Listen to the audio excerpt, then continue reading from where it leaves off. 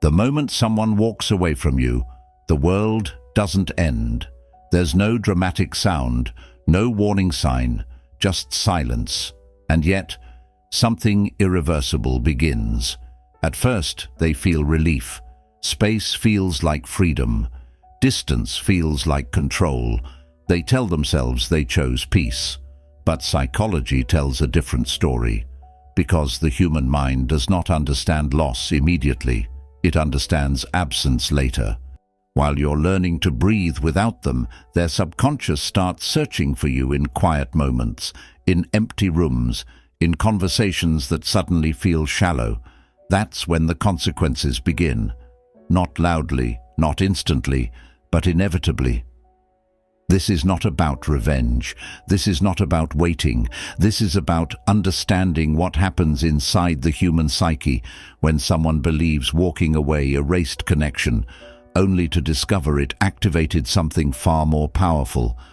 Stay with me, because what follows explains why silence changes people forever.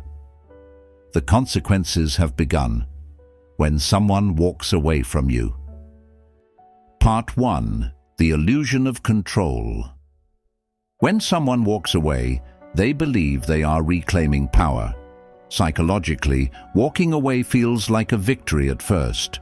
The brain rewards distance with relief chemicals. Dopamine whispers, "You escaped discomfort."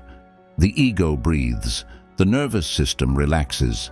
They tell themselves they made the right decision, but this relief is temporary. The Stoic philosopher Seneca once suggested that people confuse relief with freedom. Relief is simply the absence of immediate tension. Freedom, however, requires emotional resolution, and that rarely happens when someone leaves without understanding what they're leaving behind. In the beginning, they don't miss you. They miss the version of themselves that felt unchallenged. But the human mind cannot outrun emotional debt forever. What is avoided externally returns internally, and that's when the first consequence quietly forms. Part 2. Absence does not erase, it magnifies. The brain processes loss in stages, not moments. At first, absence feels light, but as days pass, the subconscious begins scanning for emotional patterns that are no longer there. This is called pattern interruption, a powerful psychological trigger. When a familiar emotional rhythm disappears, the brain reacts not with logic, but with longing. Poet Rainer Maria Rilke wrote about absence as something that teaches us how deeply we were held. Not because we noticed it then, but because we notice it when it's gone. Suddenly, small things become loud. A song, a time of day, a silence that used to be filled. They don't miss your presence. They miss the impact of your presence. And this is where regret begins, not as pain, but as confusion. Part 3. Why they don't feel it immediately. Psychology explains this through delayed emotional processing. When someone chooses to walk away, their mind protects them. It suppresses discomfort. This is a survival response. The brain says, "You chose this, therefore it must be right." But suppression is not healing. Carl Jung believed that what we refuse to face consciously returns to us through emotion. And when it returns, it doesn't ask permission. Weeks later, when distractions fade, the emotional weight arrives uninvited. That's when thoughts appear without warning. Dreams start replaying moments they thought they forgot. The mind asks questions the ego can no longer silence. This isn't nostalgia.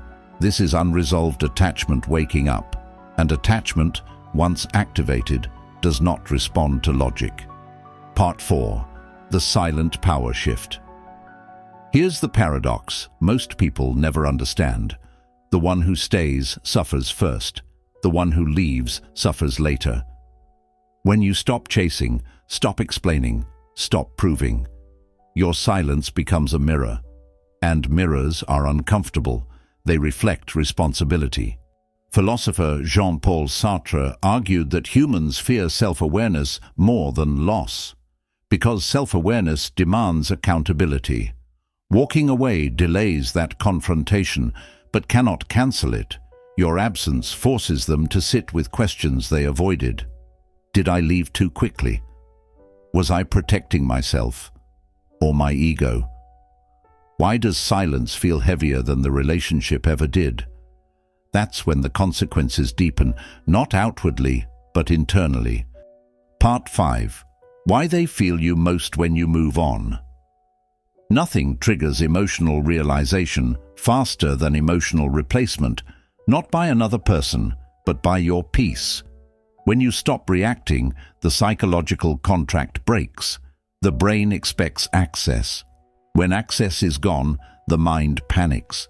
This activates loss aversion, a powerful bias where humans fear losing something more than they enjoy having it. Poet Khalil Gibran wrote that love does not possess, yet possession believes it is love. When possession disappears, confusion follows. They don't miss you when you're waiting. They feel you when you're no longer available, because now the choice feels permanent. Part 6.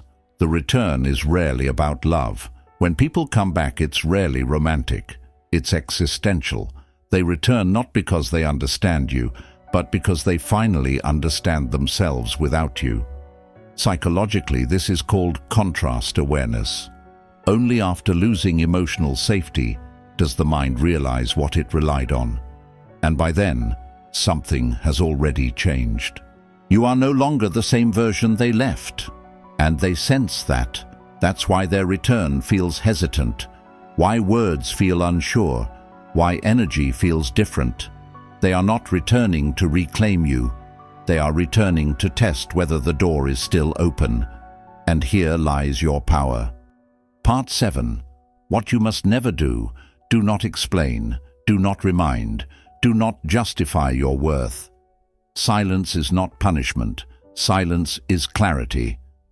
The philosopher Epictetus taught that true strength is remaining unmoved by what seeks to provoke reaction.